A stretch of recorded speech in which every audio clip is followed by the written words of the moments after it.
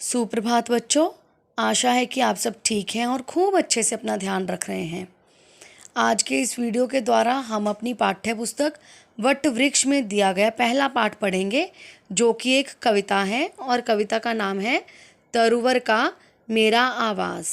और इसकी रचना कवि बालकृष्ण राव जी ने की है, यानी कि यह कविता बालकृष्ण राव जी के द्वारा लिखी गई है। बच्चों, जैसे हम सबको अपना घर बहुत प्रिय होता है ना, हमें अपने घर में रहना बहुत अच्छा लगता है। उसी तरह पक्षियों का भी घर होता है। और पक्षी कहाँ रहते हैं? पेड़ों पर। आपको याद होगा चौथी क्लास में आपने चिड़िया कविता पढ़ी थी, जिसमें बताया था चिड़िया का घोंसला पेड़ पर था, है ना। और यदि पक्षियों को पिंजरे में बंद कर दिया जाए तो उनकी आज़ादी खत्म हो जाती है। इस कविता में ऐसे ही एक पक्षी के दुख के बारे में बताया है, जो आकाश में उड़ना चाहता है परंतु वह उड़ नहीं सकता, क्योंकि उसे तो पिंजरे में कैद कर लिया गया है। तो आइए कविता पढ़ते हैं और साथ साथ में मैं आपको इसके मीनिंग्स भी समझाती जाऊंगी। शुरू करते हैं।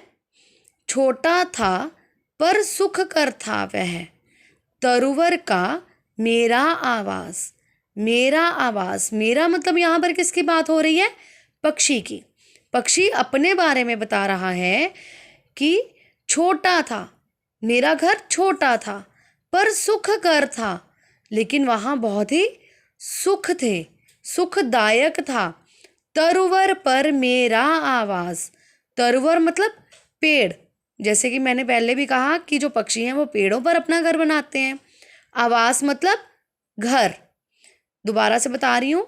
छोटा था पर सुख कर था वह, तरुवर का मेरा आवास। इसमें पक्षी कह रहा है कि पेड़ पर मेरा घर था, वो छोटा ज़रूर था लेकिन बहुत सुख कर था, मुझे वहाँ पर बहुत ही सुख महसूस होता था। नेक्स्ट लाइन इज, उसमें ही मिलता था मुझको जग के सभी सुखों का भास। हमारा घर कैसा भी हो, चाहे छोटा है चाहे बड़ा है, लेकिन हम यही कहते हैं कि अपने घर में ही हमें सारे सुख मिल जाते हैं, है ना। पक्षी भी कहता है उसमें ही मिलता था मुझको, मुझे वहीं पर, उसमें ही यानी कि अपने घर में ही, चाहे वह छोटा था लेकिन अपने घर में ही मुझे जग के मतलब दुनिया के, इस संसार के सभी सुखों का भास, यानी कि सारे सुख मुझे वहीं पर अपने घर में ही मिलते थे। भास मतलब महसूस होना। इस दुनिया के सभी सुख मुझे अपने घर में ही महसूस होते थे। सदा प्रसन्न चित्त रहता था। प्रसन्न चित्त मतलब खुश। सदा प्रसन्न चित्त रहता था, होता कभी ना दुखी उदास। मैं अपने उस छोटे से घर में ही खुश रहता था और कभी दुखी नहीं होता था और कभी भी उदास नहीं होता था। हम अपने घर में कभी दुखी और उदास थोड़ी होते हैं, है ना। तो पक्षी भी ऐसे ही कहता है कि मैं अपने घर में बहुत ही खुश था और वहाँ पर कभी भी दुखी और उदास नहीं होता था। चिंताहीन रहा करता था। चिंताहीन, चिंता मतलब जो हमें चिंताएं हो जाती हैं बहुत तरह की। हीन मतलब बिना, किसी भी चिंता के बिना रहा करता था। अपने घर में रहते हुए मुझे किसी प्रकार की कोई भी चिंता नहीं होती थी। अपने सुहृद जनों के पास।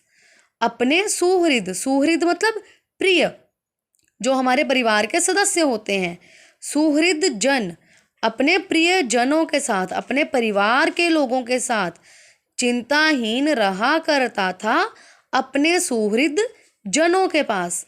मैं अपने छोटे से उस घर में चिंता रहित रहता था, मुझे किसी प्रकार की कोई चिंता नहीं होती थी और मैं अपने प्रियजनों के पास वहाँ पर रहता था। नेक्स्ट लाइन इज, अरुणोदय। अरुणोदय होते ही उठकर। अरुणोदय शब्द बेटा दो शब्दों से बना है, अरुण और उदय। अरुण का मतलब होता है सूर्य, उदय का मतलब होता है उगना। अरुणोदय होते ही उठकर, यानी कि सुबह के समय सूर्य उगता है ना, जब सुबह होती है, तो अरुणोदय होते ही उठकर, जब सूर्य निकलता था उसी समय उठकर रवि का करता था स्वागत। रवि मतलब सूर्य, सूरज। रवि का करता था स्वागत। सुबह होते ही, सूरज के निकलते ही उठकर सूरज का मैं स्वागत करता था। उसे जगाता जो सोया हो, तरु के नीचे अभ्यागत। अभ्यागत होता है मेहमान, ठीक है। बहुत बार ऐसा होता है ना कि कुछ लोग रास्ते में जा रहे हैं और उन्हें कोई जगह नहीं मिल पाती है, जंगल है, तो वहाँ पर जो कोई भी पेड़ के नीचे सोया है, बेचारे जो लोग जिनके पास जगह नहीं होती है वो कभी पेड़ का भी सहारा ले लेते होंगे सोने के लिए, है ना। उसे जगाता जो सोया हो, और तरु के नीचे सोए हुए मेहमान, उस पेड़ के नीचे जो भी कोई मेहमान सोया होता उसे जगाता था। नेक्स्ट लाइन इज चारे की चिंता में उड़ता। चारा मतलब खाना। सुबह होती है ना, हम लोग घरों से निकलते हैं, पेरेंट्स जॉब्स पे जाते हैं, कोई भी किसी भी प्रकार से लोग जो हैं वो घरों से निकलते हैं ताकि अपनी रोज़ी रोटी कमा सकें। उसी तरह से अब जो पक्षी है उसे भी तो अपना पेट भरना है ना, तो पेट भरने के लिए उसे खाने की आवश्यकता है, तो वह अपना चारा ढूंढने के लिए चारे की चिंता में उड़ता। अब दिन भर उसे अपने खाने का इंतज़ाम करना है ना, तो खाने की चिंता में अब दिन भर क्या खाना है इस चिंता में मैं उड़ता और अपना खाना ढूंढने के लिए उड़ता। जब होता था सूर्योदय। सूर्योदय हमने यहाँ अभी पढ़ा था अरुणोदय। अरुण का मतलब सूर्य और यहाँ आया सूर्योदय। सूर्य मतलब उदय, सूर्य का मतलब सूर्य, सूरज, और सूर्योदय सूर्य का निकलना। जब सूर्य निकलता था तो मैं चारे की चिंता में उड़ जाता था। करके याद गगन विचरण की होता है संतप्त हृदय। लेकिन अब तो वो पिंजरे में बंद है, अब तो वो उड़ ही नहीं सकता।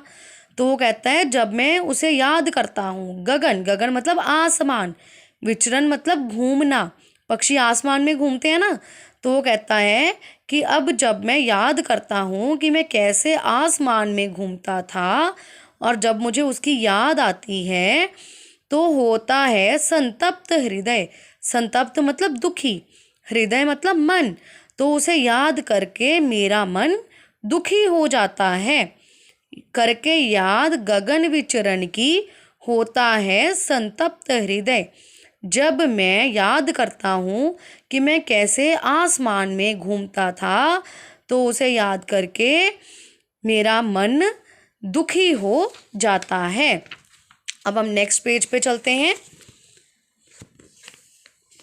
नेक्स्ट पेज पे फर्स्ट लाइन है दिन भर नभ में थल पर जल पर विचरण करता सहित प्रमोद। प्रमोद का मतलब होता है खुशी। इसमें जो पक्षी है वो वही बातें याद कर रहा है जब वो आज़ाद था, पिंजरे में बंद नहीं था, तो वो कैसे अपना जीवन जी रहा था। दिन भर नभ में, नभ मतलब आसमान, थल पर, थल मतलब जमीन, जल पर, जल मतलब पानी। दिन भर नभ में थल पर जल पर, सारा दिन नभ में, जमीन पर, जल पर विचरण करता सहित प्रमोद। प्रमोद मतलब खुशी, खुशी के साथ दिन भर में आसमान में घूमता था, ज़मीन पर रहता था, जल पर घूमता था। जल में डुबकी लगाते हैं ना पशु पक्षी जो होते हैं, है ना, पक्षी जल पीने के लिए नदियों में जाते हैं।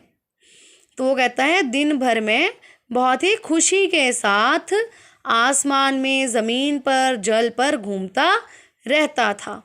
हृदय नाच उठता था नभ में। वो कहता है जब मैं आसमान में घूमता था, नभ मतलब आसमान, जब मैं आसमान में घूमता था हृदय नाच उठता था नभ में। आते थे जब प्रथम पयोद, पयोद का मतलब होता है बादल। हृदय, हृदय मतलब मन। वो कहता है जब पहले बादल आते थे, जब वर्षा होती है और जब पहले बादल आते थे, पहली वर्षा जब होने वाली होती थी, पहले पहले जब बादल आते थे, तब मेरा मन बहुत ही ज़्यादा खुश हो जाता था। जब आसमान में पहले बादल छा जाते थे, तब मेरा मन बहुत ही खुश हो जाता था, मैं खुशी से भर जाता था। कैसा सुखमय वह जीवन था। अब वो उन सुखों को याद कर रहा है कि मेरा जीवन कितना अच्छा था, कितना सुख था, कितना खुश रहता था मैं, जब मैं रहता था स्वाधीन। स्वाधीन मतलब आज़ाद। वो कहते हैं मेरा जीवन कितना ज़्यादा अच्छा था, कितनी खुशी थी, कितना सुख मुझे मिलता था जब मैं आज़ाद था।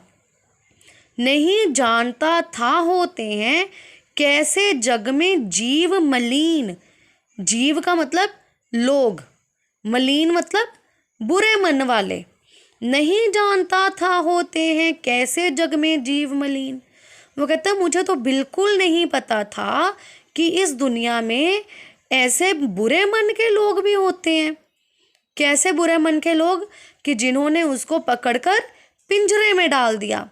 हुआ हाय पिंजरे में पड़कर कैसा भीषण परिवर्तन। भीषण मतलब बहुत बड़ा, परिवर्तन मतलब बदलाव। और वो कहता है हुआ हाय, बड़ा परेशान है बेचारा। हुआ हाय पिंजरे में पड़कर, जब से मैं इस पिंजरे में आ गया हूँ, कैसा भीषण परिवर्तन, कितना बड़ा बदलाव आ गया है। हा दुर्दैव। दुर्दैव बेटा ये भी दो शब्दों से बना है। दुर मतलब बुरा, दैव मतलब भाग्य, किस्मत। हा दुर्दैव लुटा दुखिया का स्वतंत्रता सा प्राण धन। कितना बुरा है, मेरी किस्मत कितनी बुरी है, मेरा कितना बड़ा दुर्भाग्य है। लुटा दुखिया का, कि मैं इतना दुखी हो गया हूँ। स्वतंत्रता सा प्राण धन, कि मेरी सारी स्वतंत्रता खत्म हो गई है। मुझे मेरी स्वतंत्रता कितनी प्रिय थी, लेकिन मेरी सारी स्वतंत्रता इस पिंजरे में बंद होने के बाद मेरी सारी स्वतंत्रता खत्म हो गई है। सोने के पिंजरे में भी यदि करना पड़े स्वर्ग में वास। अब इसमें देखो पक्षी कितना परेशान है। वो कहते हैं अगर सोने के पिंजरे में भी मुझे बंद कर दो और मुझे स्वर्ग भी मिल जाए, अगर मुझे स्वर्ग में रहना पड़े, सोने के पिंजरे में भी यदि कोई आम पिंजरा ना हो, सोने का पिंजरा हो, और मुझे स्वर्ग में रहना पड़े, वास मतलब रहना, अगर मुझे सोने के पिंजरे में स्वर्ग में भी रहना पड़े तो वो कैसा होगा। नरक तुल्य मुझको वह होगा बनकर औरों का दास। नरक हम कहते हैं ना, स्वर्ग और नरक, कि हम बुरे काम करते हैं तो नरक में जाते हैं, अच्छे काम करते हैं तो स्वर्ग में जाते हैं, है ना, सुना होगा आप लोगों ने। नरक तुल्य, तुल्य मतलब समान, नरक के जैसा, मुझको वह होगा। वो कहते हैं अगर मुझे सोने के पिंजरे में बंद करके स्वर्ग में भी रहना पड़े, नरक तुल्य, तो वह मेरे लिए अच्छा नहीं है, बल्कि वो मेरे लिए नरक के समान होगा। ऐसा क्यों होगा। बनकर के औरों का दास, क्योंकि मुझे दूसरों का गुलाम बनकर रहना है। वो कहता है चाहे मुझे स्वर्ग में भेज दो और सोने का पिंजरा दे दो, लेकिन वो भी मुझे अच्छा नहीं लगेगा, वो भी मुझे नरक के समान लगेगा, क्योंकि मुझे दूसरों का गुलाम बनकर रहना पड़ेगा और मैं कभी भी दूसरों का गुलाम बनकर नहीं रहना चाहता हूँ। तो इस कविता से हमें क्या पता चला, क्या सीखा। पशु हो या पक्षी, स्वतंत्रता सबको प्रिय होती है। सबको आज़ाद रहना अच्छा लगता है, कोई भी नहीं चाहता कि उसे किसी का गुलाम बना दिया जाए। तो बेटा मुझे पूरी आशा है कि आपको ये कविता समझ में आई होगी। इसे ध्यान से सुनिएगा, समझिएगा। धन्यवाद।